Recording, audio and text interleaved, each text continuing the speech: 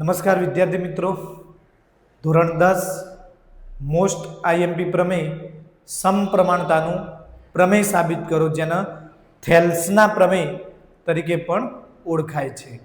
તો જોઈએ સમપ્રમાણતાનું પ્રમેય.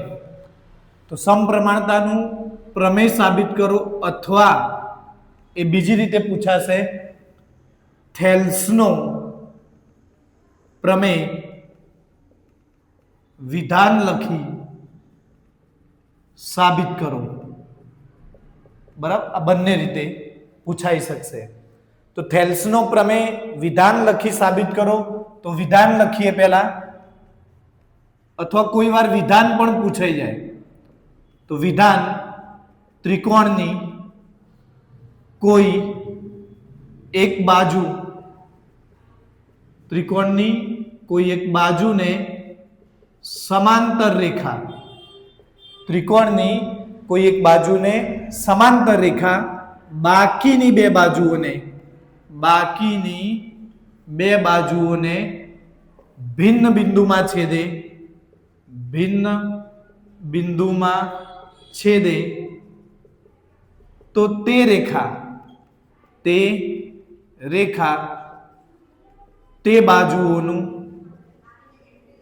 સમાન ગુણોત્તરમાં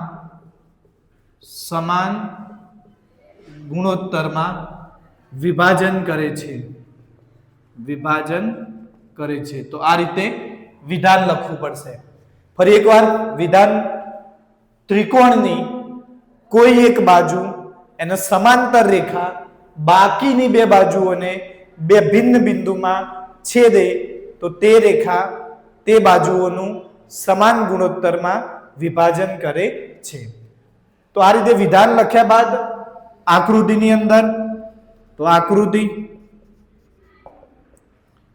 એક ત્રિકોણ દોરીશું.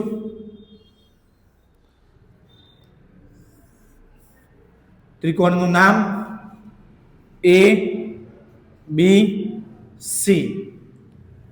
ત્રિકોણની કોઈ એક બાજુ, કોઈ બાજુ BC, એના સમાંતર રેખા, તો આ સમાંતર રેખા જેને હું નામ આપું L. ત્રિકોણ ABC એની કોઈ એક બાજુ BC, એના સમાંતર રેખા L. બાકીની બે બાજુઓ, તો બાકીની બે બાજુઓ કઈ? AB AC, અને ભિન્ન બિંદુઓમાં છેદે છે. તો આ ભિન્ન બિંદુઓના નામ આપીએ D અને E. સૌ પહેલા આટલી આકૃતિ દોરી અને એનું વર્ણન આપણે પક્ષની અંદર કરી દઈએ. તો ફરી એકવાર ત્રિકોણ ABC, એમાં BC કોઈ એક બાજુ, એને સમાંતર રેખા L, એ બાકીની બે બાજુ એટલે કે AB અને AC, એને બે ભિન્ન બિંદુ એટલે કે D અને E એમાં છેદે છે. આટલું વર્ણન આપણે પક્ષમાં લખી દઈએ કે ત્રિકોણ ABC માં BC એના સમાંતર, આ સમાંતરનું નિશાન રેખા L છે. બરાબર, ત્રિકોણ ABC ની અંદર કોઈ એક બાજુ BC અને સમાંતર રેખા L છે. રેખા L AB અને AC ને, રેખા L એ AB અને AC ને અનુક્રમે D અને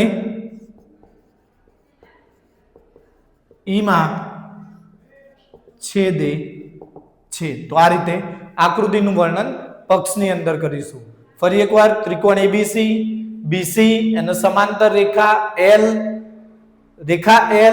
AB અને AC અને અનુક્રમે D અને E બિંદુમાં છેદે છે. ત્યારબાદ સાધ્ય, તો જે જવાબ લાવવાનો એ સાધ્યમાં લખીશું. તો સમાન ગુણોત્તરમાં વિભાજન કરે છે. તો સમાન ગુણોત્તર AD છેદમાં DB is equal to AE છેદમાં EC. બરાબર, આ આપણું સાધ્ય. ફરી એકવાર સાધ્યની અંદર શું લખીશું? સમાન ગુણોત્તરમાં વિભાજન કરે છે. સમાન ગુણોત્તર AD છેદમાં DB બરાબર AE છેદમાં EC. ત્યારબાદ સાબિતી. સૌ પહેલા વિધાન, પછી પક્ષ, પછી સાધ્ય, પછી સાબિતી. સાબિતીની અંદર આકૃતિને આપણે પૂરી કરીએ તો અહીંયા હું બે વેધ દોરીએ. પહેલો વેધ DM અને બીજો વેધ EN. તો આ પહેલો વેધ હતો DM અને બીજો વેધ EN. એ જ રીતે નીચે આકૃતિ તૈયાર. તો સાબિતીની અંદર જે આકૃતિની અંદર જે બે વેધ દોર્યા એની ચર્ચા કરીશું. તો પહેલો વેધ DM લંબ AE. તો DM વેધ છે લંબ AE અને બીજો વેધ આપણે કયો દોર્યો? EN. EN લંબ AD. EN લંબ AD માટે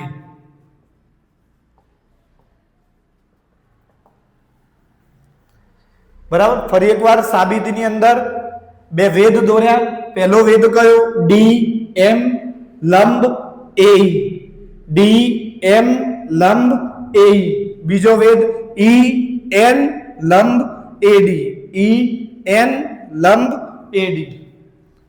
ત્યારબાદ ઉપરનો જે ત્રિકોણ હતો એનું ક્ષેત્રફળ. તો ઉપરનો ત્રિકોણ ADE. કયા ત્રણ બિંદુ? ઉપરનો ત્રિકોણ ADE નું ક્ષેત્રફળ. તો ત્રિકોણ ADE નું ક્ષેત્રફળ. તો ત્રિકોણ ADE નું ક્ષેત્રફળ. તો ત્રિકોણના ક્ષેત્રફળનું સૂત્ર 1/2 પાયો ગુણ્યા વેધ. તો 1/2 ઉપરના ત્રિકોણ માટે પહેલા લેફ્ટ સાઈડ ડાબી બાજુ માટે આપણે જોઈએ તો એનો પાયો AD ગણાશે. ઉપરના ત્રિકોણ માટે આ ઉપરનો ત્રિકોણ બરાબર ડાબી બાજુ માટે એનો પાયો હું AD ગણું તો એનો વેધ EN થશે. AD પાયો, પાયા પરનો વેધ EN. આ સમીકરણ 1. એ જ રીતે ડાબી બાજુ માટે નીચેનો ત્રિકોણ. તો આ નીચેનો ત્રિકોણ જેના રંગ વડે દર્શાવ્યો મેં, આ નીચેનો ત્રિકોણ જેનું નામ BED અથવા તો DEB. DEB બરાબર અથવા BED પણ લખી શકાય.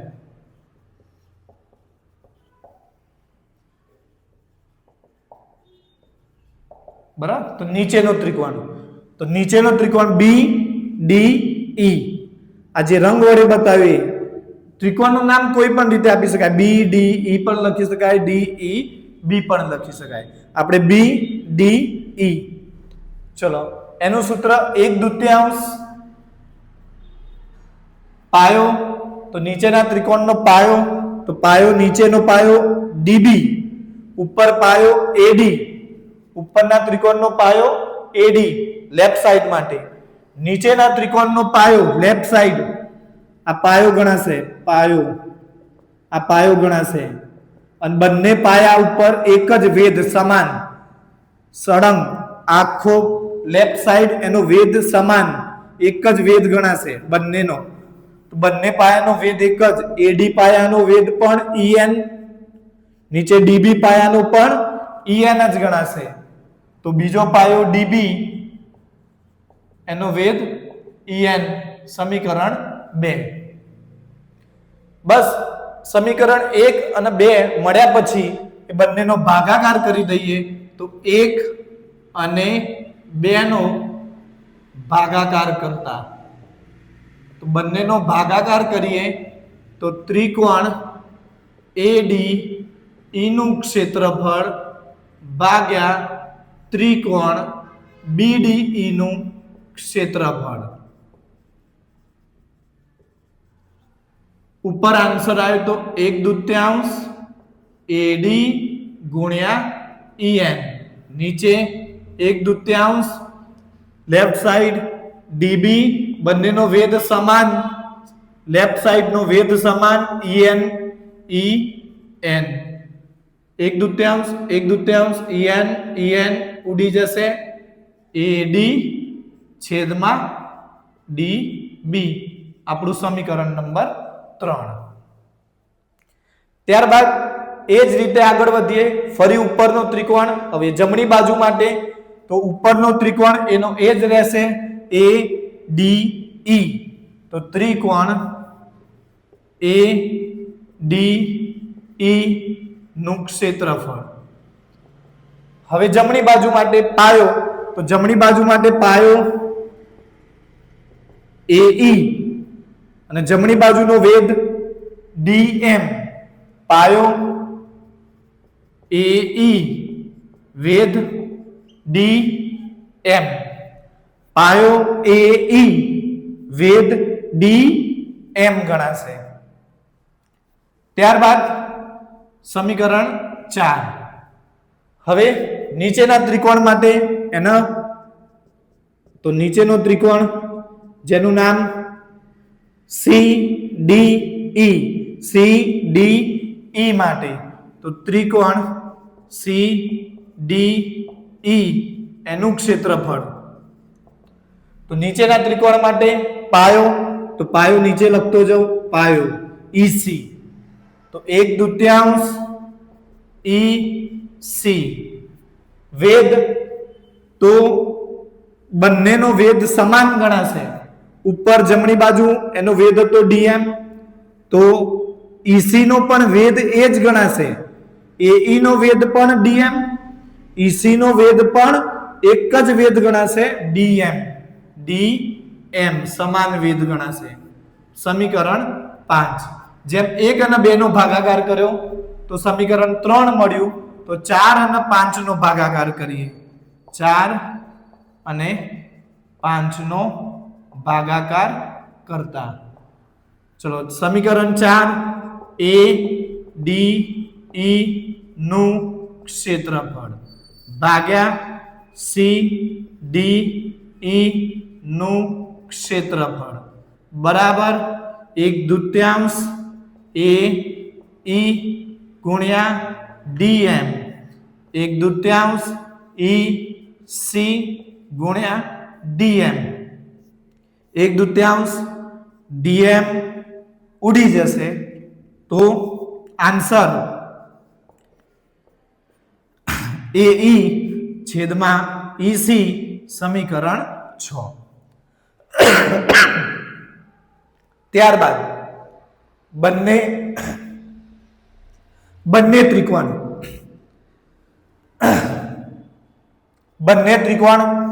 BDE અને CDE બંને સમાન પાયા DE પર આવેલા છે.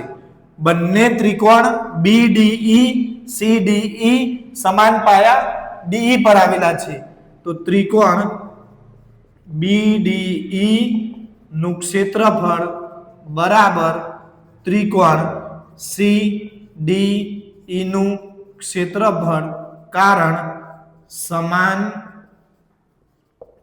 પાયા પરના ત્રિકોણ છે.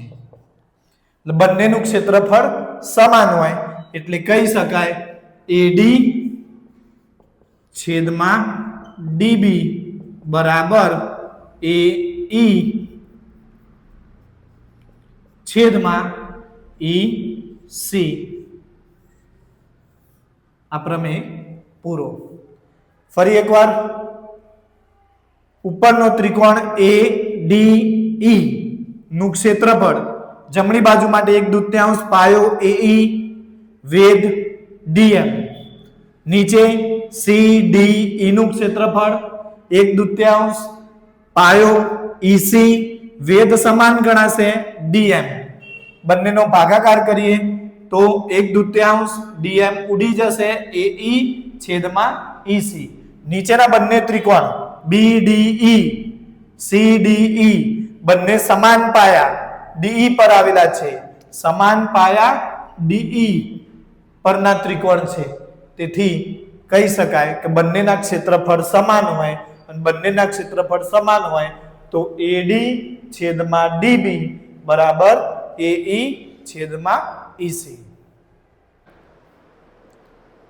ચલો આગળ પ્રમેય નંબર 2, પ્રમેય 10.1 વર્તુળના કોઈ બિંદુએ દોરેલો સ્પર્શક ત્રિજ્યાને લંબ હોય છે. વર્તુળના કોઈ બિંદુએ દોરેલો સ્પર્શક એ ત્રિજ્યાને લંબ હોય. તો આ એક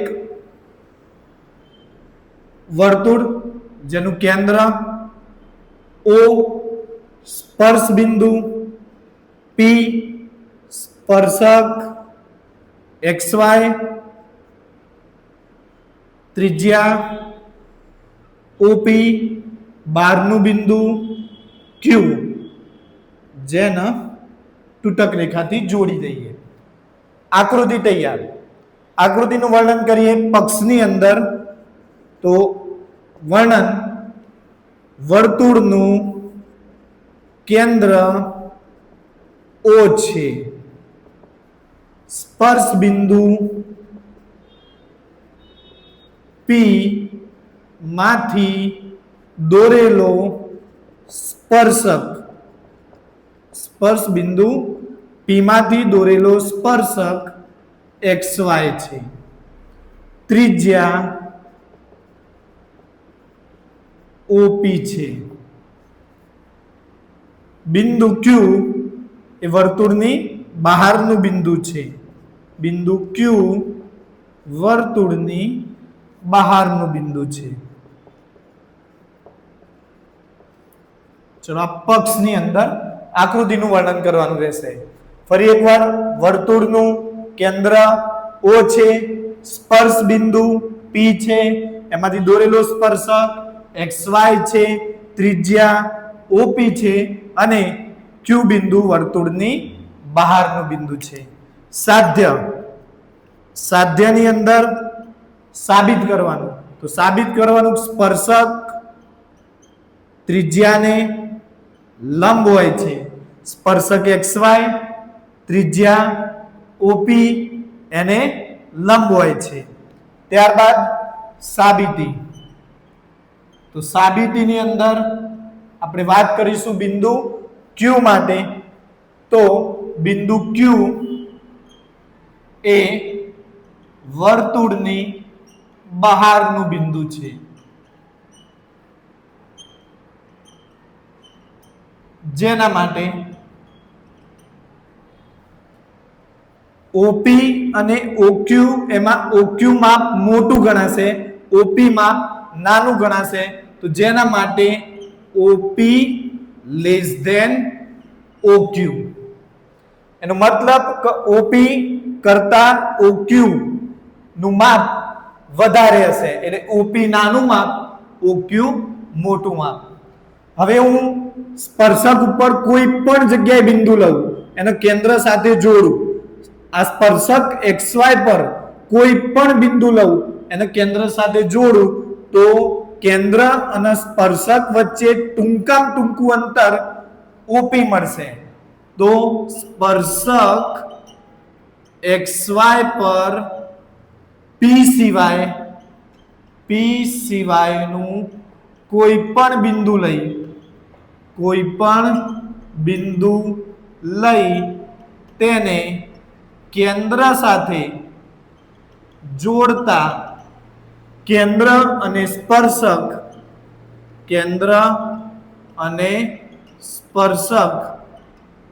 વચ્ચે ટૂંકામાં ટૂંકું અંતર OP થાય. અને જે ટૂંકામાં ટૂંકું અંતર હોય એને લંબ ગણાય. તો ટૂંકામાં ટૂંકું અંતર OP થાય એટલે કહી શકાય કે OP લંબ XY થાય. તો આ પ્રમેય 3 ગુણની અંદર પૂછાશે. એકદમ ઈઝી રીતે ફરી એકવાર વર્તુળનું કેન્દ્ર O છે, સ્પર્શ બિંદુ P છે, એમાંથી દોરેલો સ્પર્શક XY છે, ત્રિજ્યા ઓપી છે, બહારનું બિંદુ ક્યુ છે. સાબિત શું કરીશું? સ્પર્શક ત્રિજ્યાને લંબ હોય તો સ્પર્શક XY, ત્રિજ્યા OP તો સ્પર્શક ત્રિજ્યાને લંબ હોય છે. સાબિતીની અંદર બિંદુ Q ની વાત કરીએ તો બિંદુ Q એ વર્તુળની બહારનું બિંદુ છે, જેના માટે OP કરતા OQ નું માપ વધારે હશે. તો OP કરતા OQ નું માપ વધારે હોય. OP કરતા OQ નું માપ વધારે હોય. હવે એ બિંદુને તમે ખસેડતા નજીક લાવતા જાઓ. જ્યારે P ઉપર મૂકો તો એ ટૂંકામાં ટૂંકું અંતર થાય, પાછા દૂર લેતા જાઓ તો એ અંતર વધતું જાય. એટલે કેન્દ્ર અને સ્પર્શક વચ્ચે ટૂંકામાં ટૂંકું અંતર OP થાય. આ અંતર વધી જાય, આ અંતર ટૂંકામાં ટૂંકું ગણાય, એટલે એને લંબ કહેવાય.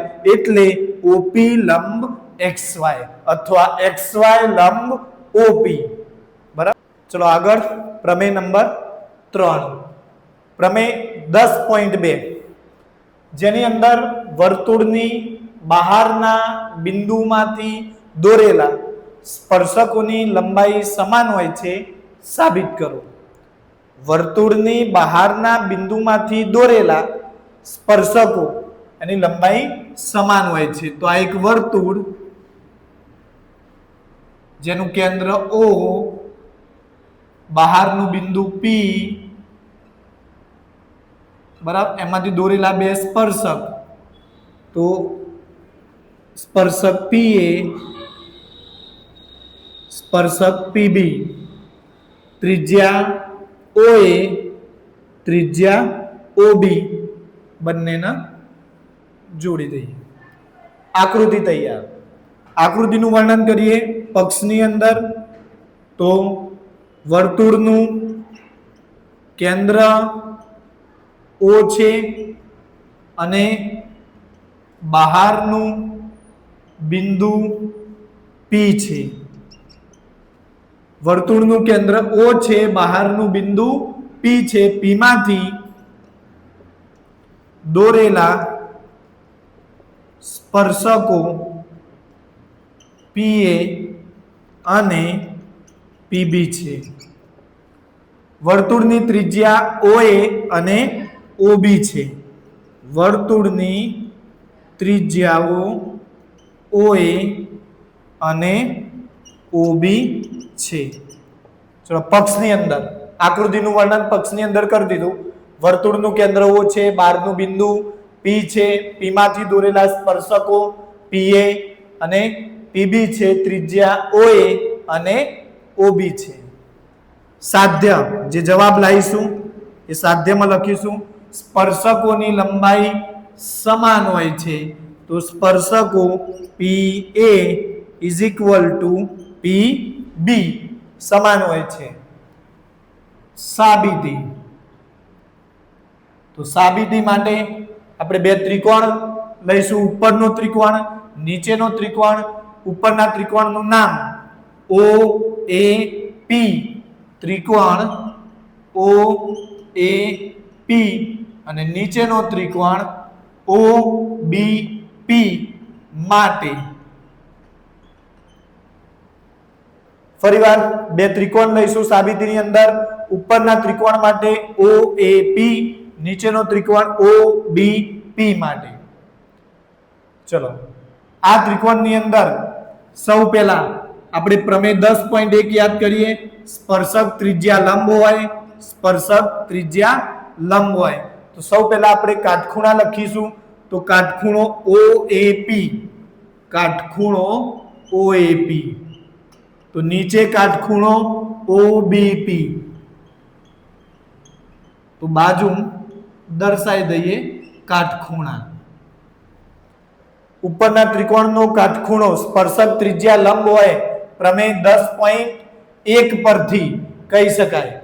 તો OAP, નીચે કાટખૂણો OBP. કર્ણ, તો ઉપરના ત્રિકોણ કાટખૂણાની સામેની બાજુ કર્ણ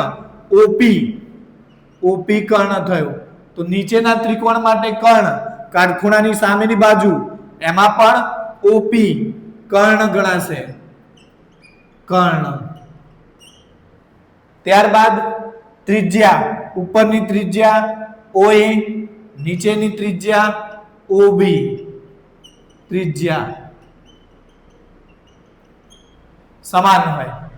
ફરી એકવાર સ્પર્શક ત્રિજ્યા લંબ હોય એટલે કાટખૂણો OAP બરાબર કાટખૂણો OBP. પછી કર્ણ OP, નીચે કર્ણ OP, તો OP બરાબર OP. બાજુ તો ત્રિજ્યા OA, ત્રિજ્યા OB, તો શરત કા ક બા શરતના આધારે કહી શકાય બંને ત્રિકોણ એકરૂપ છે. બંને ત્રિકોણ એકરૂપ છે. અને બંને ત્રિકોણ એકરૂપ હોય તો બંને ત્રિકોણના સ્પર્શક સમાન થાય. બંનેના સ્પર્શક સમાન થાય તો PA બરાબર PB. જો બંને ત્રિકોણ એકરૂપ હોય તો બંનેના સ્પર્શક સમાન હોય, PA બરાબર PB. જો વિદ્યાર્થી મિત્રો તમને આ વિડીયો ગમ્યો હોય તો લાઈક કરો, શેર કરો અને ગણિતમાં આ સિવાય જો કોઈ ટોપિકની અંદર મુશ્કેલી હોય તો કોમેન્ટ કરજો.